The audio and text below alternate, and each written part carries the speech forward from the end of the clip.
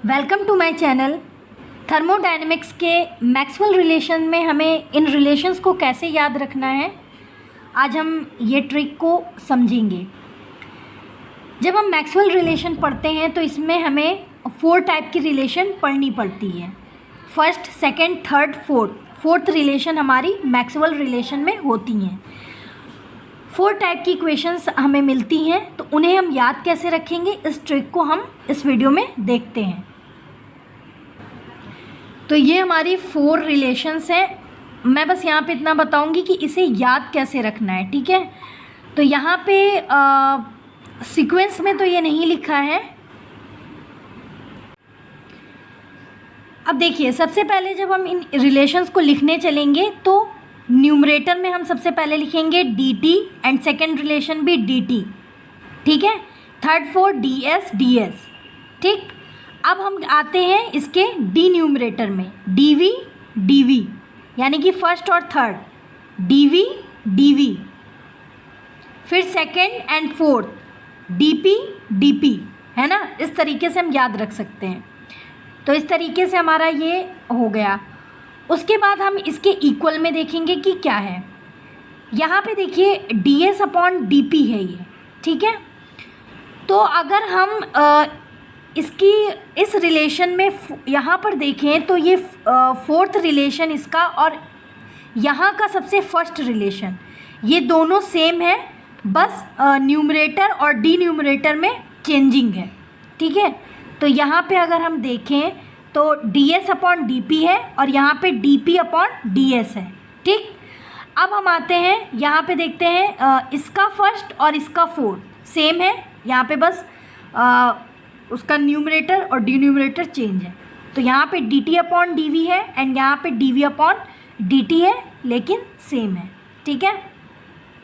तो इस तरीके से हम बहुत आसानी से याद रख सकते हैं। अब ये फर्स्ट एंड फोर्थ की बात हो गई। अब हम सेकंड और थर्ड रिलेशन पे मूव करते हैं। तो यहाँ पे हम क्या देखते हैं, यहाँ पे हमारा dt/dp है, ठीक है। और इसका सेकंड और इसका थर्ड रिलेशन अगर हम देखें तो ये भी सेम हो जाएगा, ठीक है। ये एंड हमारा ये यहाँ पे dt/dp है एंड यहाँ पे dp/dt है, ठीक है। तो यहाँ पे भी थोड़ा अपोजिट है उसके, है ना, बट सेम वेरिएबल्स यूज़ हुए हैं। अब हम आते हैं इसके थर्ड रिलेशन में और इसके सेकंड रिलेशन में, ठीक है। तो यहाँ पे ds/dv है, तो यहाँ पे dv/ds है। आई होप आप समझ गए होंगे, ठीक है। यहाँ पे क्या इक्वालिटी है, ठीक है। तो ये इससे आता है और ये इससे लिंक है, ठीक है। अब यहाँ पे हम देखते हैं ये s के रिस्पेक्ट में है और ये s के रिस्पेक्ट में, ये t के रिस्पेक्ट में, ये t के रिस्पेक्ट में, ठीक है। तो यहाँ पे फर्स्ट और सेकंड रिलेशन s के रिस्पेक्ट में है and third fourth relation t के रिस्पेक्ट में है। बट यहाँ पे क्या होगा, यहाँ पे पहले v के रिस्पेक्ट में, फिर p के रिस्पेक्ट में, फिर v के रिस्पेक्ट में, फिर p के रिस्पेक्ट में, ठीक है। तो यहाँ पे अल्टरनेट होगा vp, ठीक है। अच्छा, अब हम सिंबल की बात करते हैं।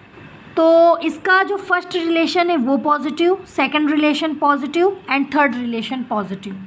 अगर हम यहाँ पे देखें तो इसका second relation positive, third relation positive, fourth relation positive.